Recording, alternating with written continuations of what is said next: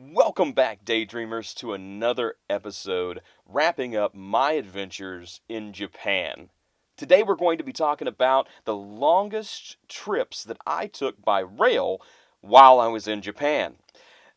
It's pretty exciting because whenever I go back and look at exactly how far I traveled, it was almost to the farthest east to the farthest west points, just of the nation. It definitely was not far north or south. It was very lateral, but I traveled a pretty good distance.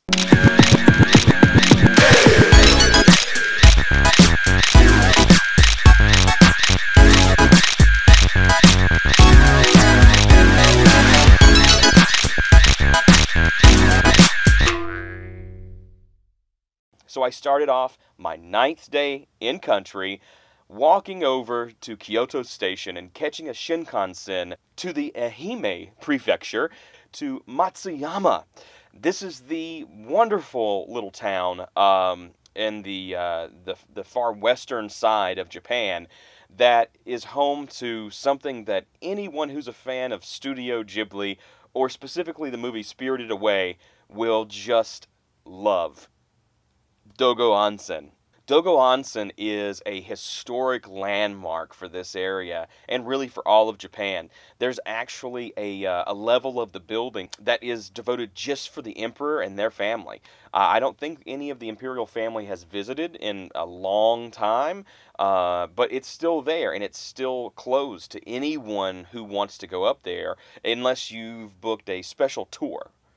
Getting there, I actually had to travel over some of the bays and kind of the waterways that go in between the larger islands of Japan. And it was really cool to see the water, underneath this bridge that I was going over by train. It's an experience I don't get in the States.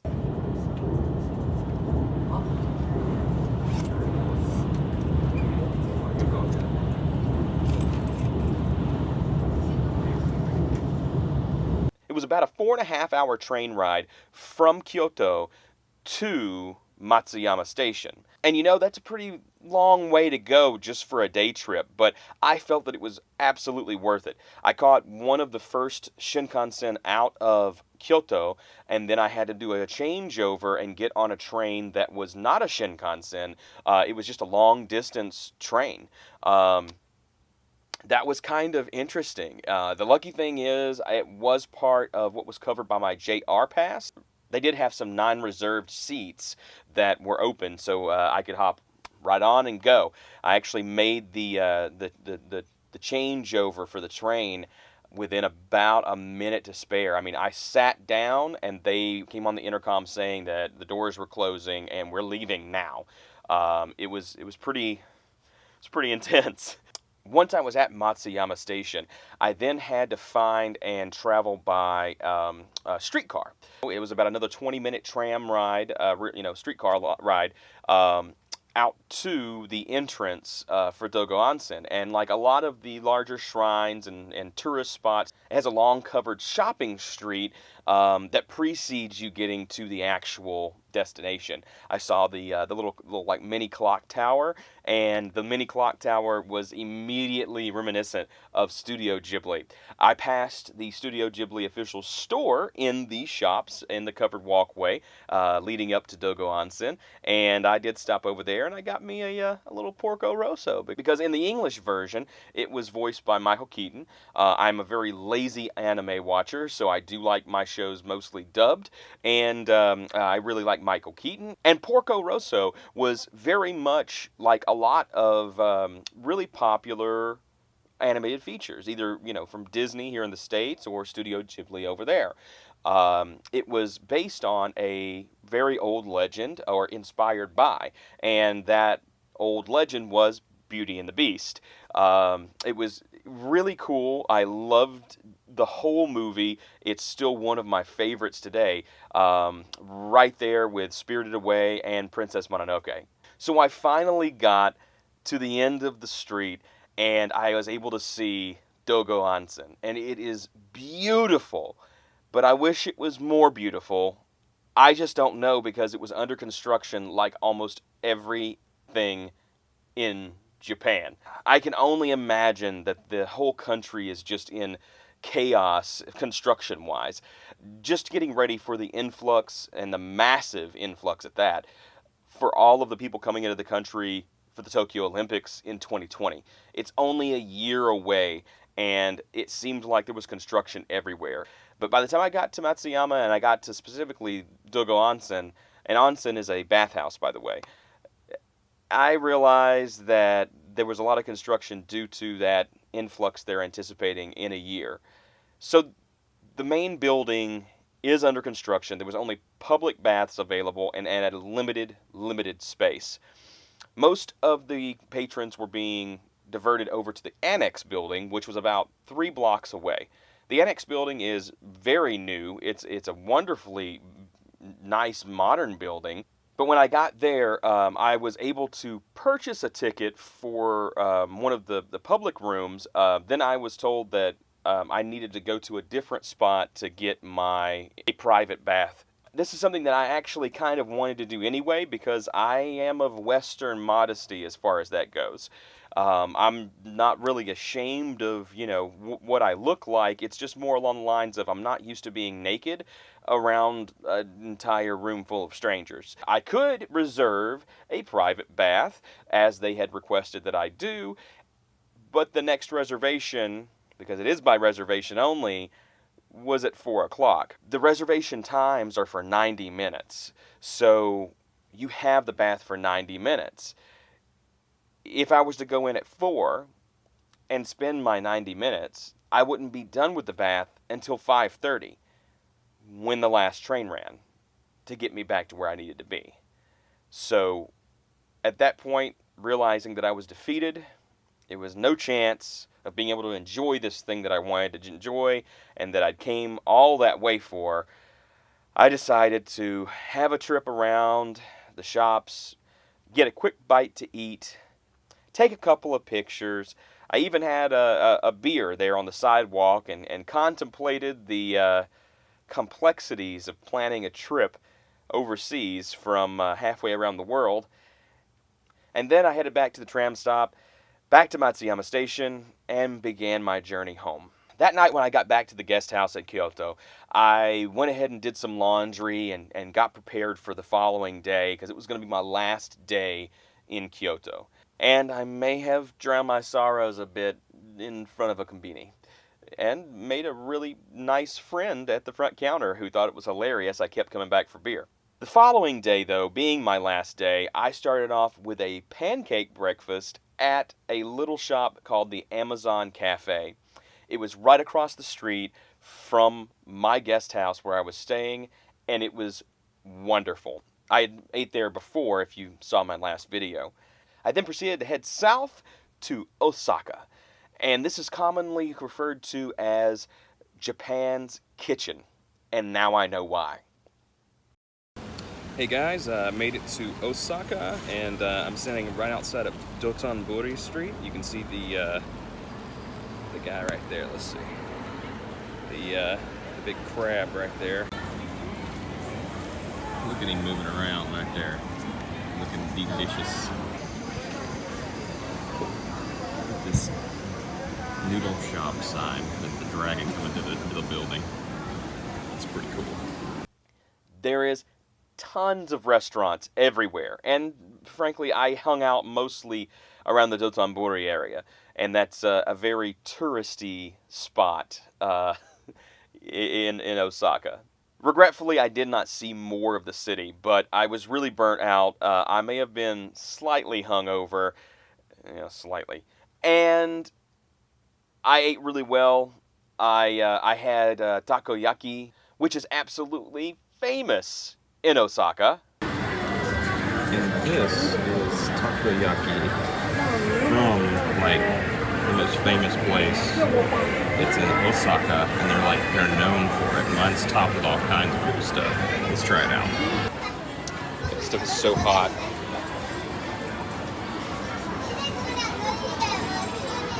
It's actually kind of burning me through my pants.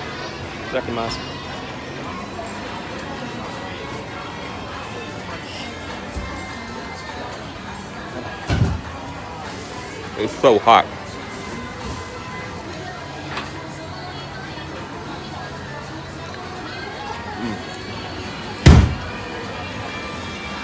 Yeah, this is much better than the last one I had. And I got to take a look at all of the cool signs and the Coleco Running Man. I even heard the jingle for Evangelion, and it was really cool to be able to kind of see a little bit more of where people go. That's kind of similar to home. This guy looks pissed as shit. Where I live in Tennessee, we're reasonably close to the Gatlinburg area and Pigeon Forge.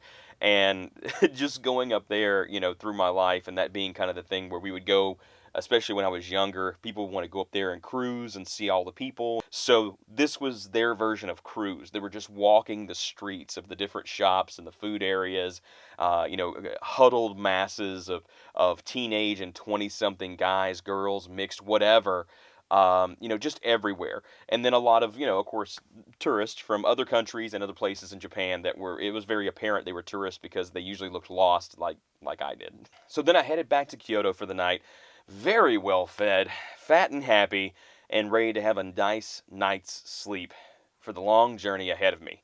And that was carrying all of my baggage and my purchases back to Kyoto Station and then hitting the Shinkansen bullet train back over to Tokyo. When I arrived in Tokyo, I went directly to my hotel. And it was a capsule hotel. I was actually going to get to stay at a capsule hotel, and it was going to be great. That I ran into trouble over tattoos. I got kicked out of my other place that I was going to stay at a capsule hotel. And I guess because they also had some additional spa services on site, they also had a rule that no tattoos at all. Doesn't matter if you're a foreigner or not, no tattoos. That was not listed on the listing that I booked under, even though the other additional spa services were listed. I really should have used a little more common sense and just said no, but I was stopped as soon as I got off the elevator at that place, and they told me I could not stay there, and that they would cancel my reservation. So, and this was like a real hotel, and it looked like some place that was a lot fancier many years ago.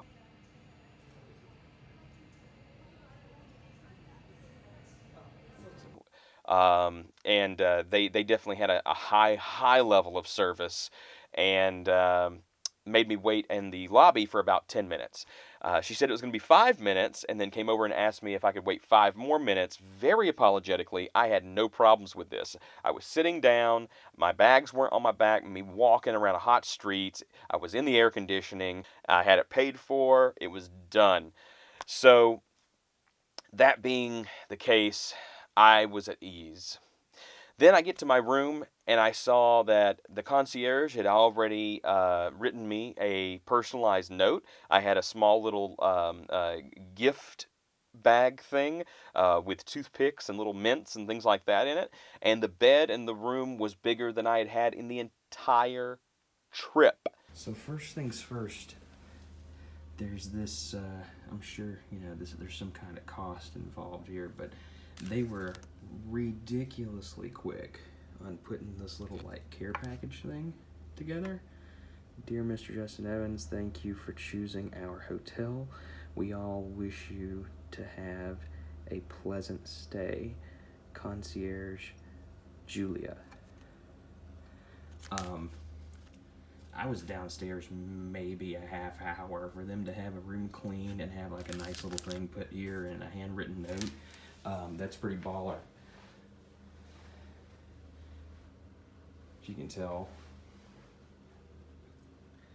TV and this and window and little seat. Lots of space compared to what I'm used to from this trip. Giant bed compared to what I'm used to on this trip. My last day in Tokyo, I spent doing things that really I didn't have a chance to do before. This was going to be the time where I picked up most of my souvenirs that I was going to bring back home, but sadly, because of all of the extra expenses, I was not able to do much. What I was able to do is I went back to Akihabara and I stopped by the Square Enix Cafe. I was turned away at first because they had already had their first serving of the morning and they were stopping. But she told me to come back in like 40 minutes and they were going to have their next set of serving, because they have scheduled times where they will bring people in and then they will serve them food or what have you, and then that's it. I came back. I stood in line. I noticed that everybody in line was showing tickets, and I freaked out a little bit. But I explained to them I didn't have a ticket, but I was there and I was on time and I had my guest placard and I would like to eat, and they made a spot for me. They made a spot for me there, and then invited another gentleman over and asked if I didn't mind if he sat with me because I was at a table seated for two. He also did not have a reservation, and if I'm not mistaken, his name was Jay. Jay was a cool guy. He was there to celebrate his 30th birthday. His 30th birthday was going to be that following Sunday on July 28th, my birthday. It was the weirdest thing in the world. So we had plenty in common as far as that goes. He was going to hike Fuji for his birthday. He had planned it way better than I had.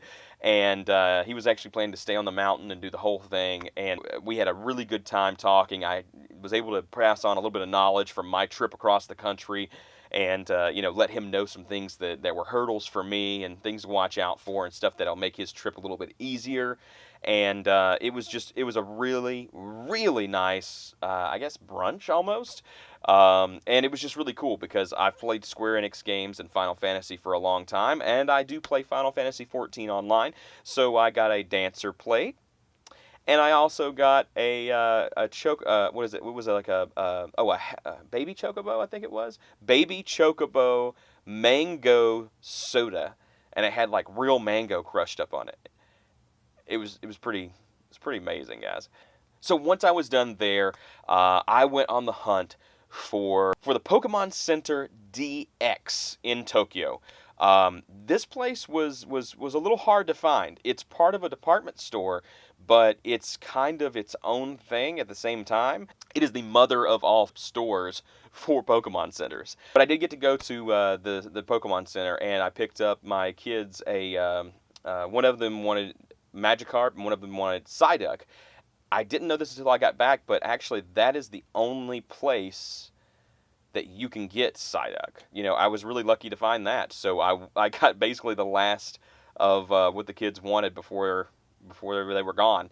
I was really lucky. I lucked out big time in that regard. And then I made my way out to try some pudding, some traditional Japanese pudding.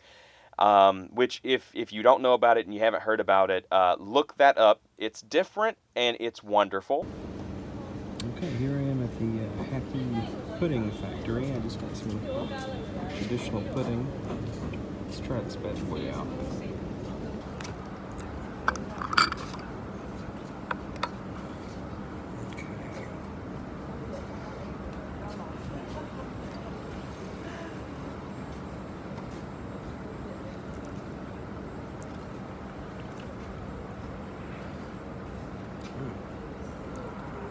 Pretty good.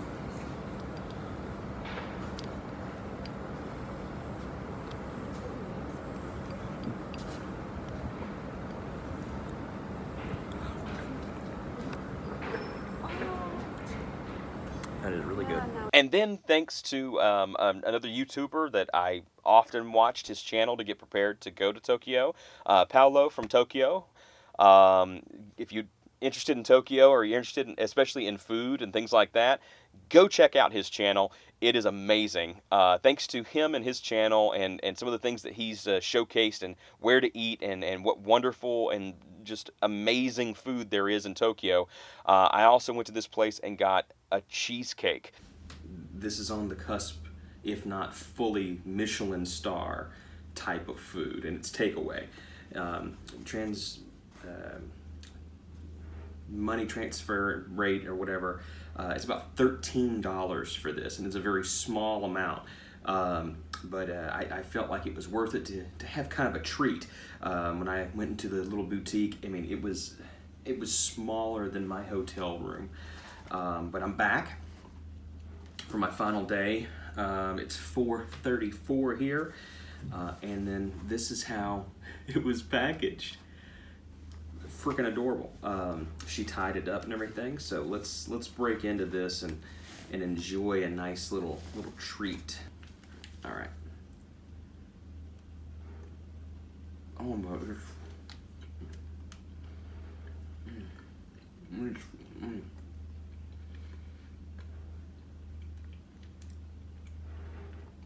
Oh my God.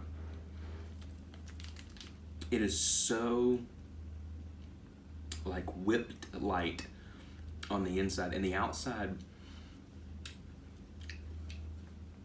oh my God, the outside,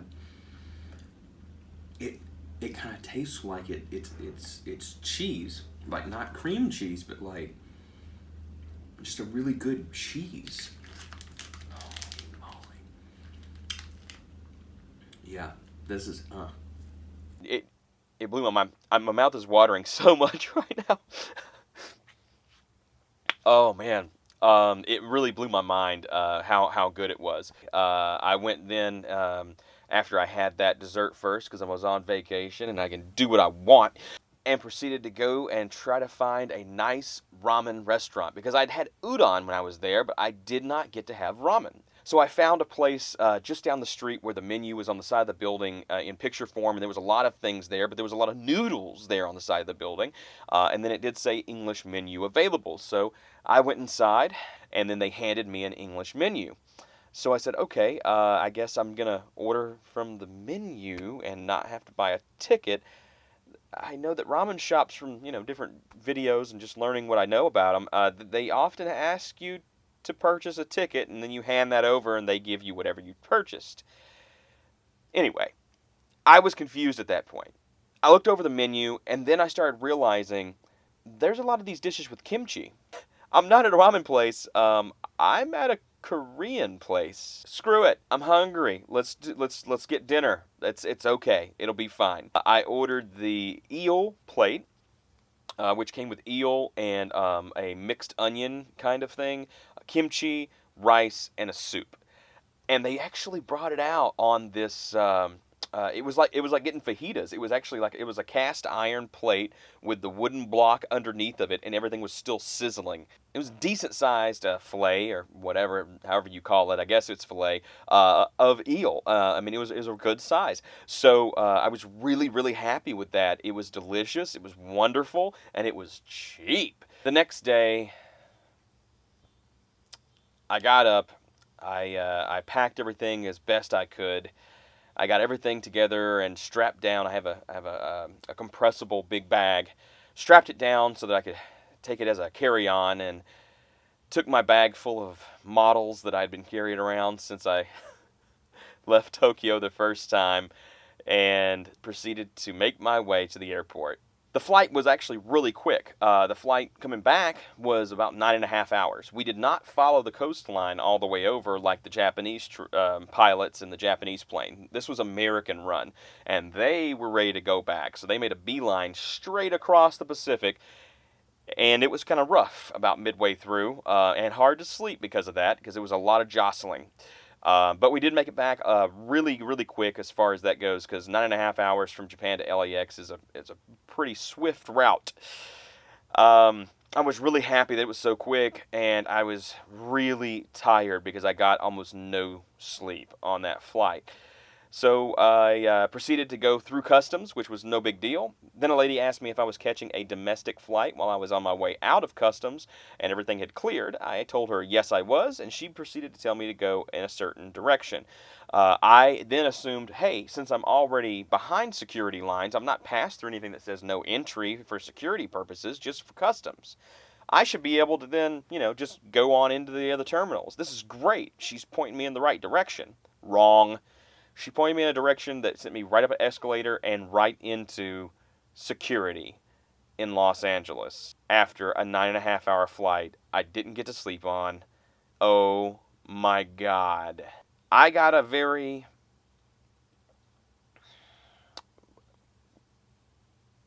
personal welcome by the security and TSA and in LA.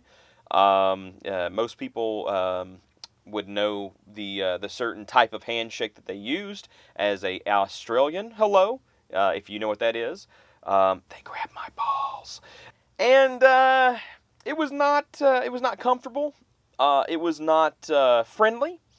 It was not an enjoyable experience. It was crappy. It was not fun, and it was humiliating. And to be honest with you, everybody, it seemed like, except for one very kind lady and one very kind man that helped me get on a bus to go across the tarmac to where I needed to go for the Delta terminal, they were all just huge assholes. And it was a very blatant welcome back to America. We don't owe you anything, and we're not going to be nice because I've got somewhere to be. The welcome back to American soil was something. Once I got to the Delta terminal, I was exhausted. I was mad. I was upset, and I proceeded to have a couple of beers and eat some tacos whenever I got over to the terminal because I had a wonderful little restaurant right next to the gate I was supposed to be at, and it was about 4 hours flight from LAX back to Nashville. So I land in Nashville at 12:30. Get off the plane. Again, I've not had to check luggage this entire time. I was able to carry everything on. I didn't have to wait for anything. I didn't have to bother with anything getting lost. That part I did plan pretty well for. And I'm carrying this heavy bag. It's all loaded down and cinched down and everything because it's got so much stuff in it that things I'm bringing back and all that kind of thing. And my back hurts and I'm tired. And I see my beautiful wife, and it was really one of the best ways to come home. Walked back to the car and went on to get some Jack in the Box to welcome me home because we don't have Jack in the Box where I live in Tennessee, but they do really close to the airport. So anytime we have to go anywhere through Nashville, I usually stop at Jack in the Box. And by the time I got home, showered, and in bed, I was laying down after 4 a.m. Oh my God, what a nightmare trying to get back. I don't know if it was just because getting back to your home is always, less exciting than getting to your destination, or what it is that led to that, but it was a rough trip trying to get back. This is it, ladies and gentlemen. This is everything. This is everything. This is my whole trip. If you want to see more for day in the life kind of things while I was over there, I did post videos, I think every day. I may have missed a day or two. I did post videos, I think every day while I was over there. And I posted those to my Facebook for this YouTube channel. So, Ragtag Daydreams Facebook page. Feel free to go and like that page, and you can see more videos of what I went through there. And then, of course, my Instagram is going to have some pictures and other things from my experiences while I was there as well. Thank you so much for all of your support. I can't say what it means to me that so many people have followed me on this journey and have really rooted for me to make this happen. I want to thank my all my viewership, of course, and then most importantly, my wife. Without her, I could have never made this happen. And it means more to me than she'll probably ever really know. But thank you. Until next time, daydreamers, don't forget to keep on daydreaming about the things that you want to accomplish in your life.